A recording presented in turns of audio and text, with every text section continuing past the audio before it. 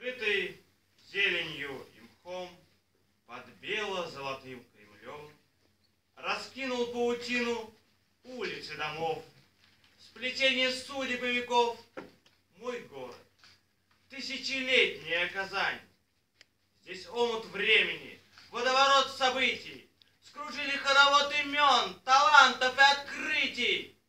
Над озером Кабан мучительно решал свою судьбу казанский хан. Про это Габдулла Тукай поэмы сочинял, Карим Тинчурин драматическую роль свою сыграл, Салих Сайдашев музыку писал. Здесь Пушкин в доме Карла Фукса побывал. Ульянов Ленин за идею первый раз в тюрьму попал. Муса Джалиль стихи свои слагал.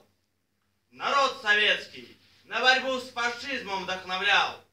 Здесь президент Шаймиев без булдырабас нам уверенно сказал: моя история, неповторимая Казань.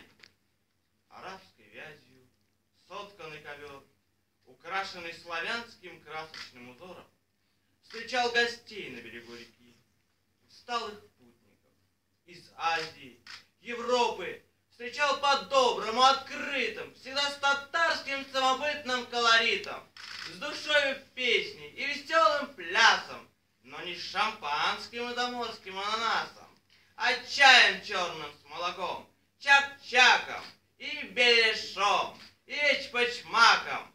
Мои традиции, гостеприимная Казань.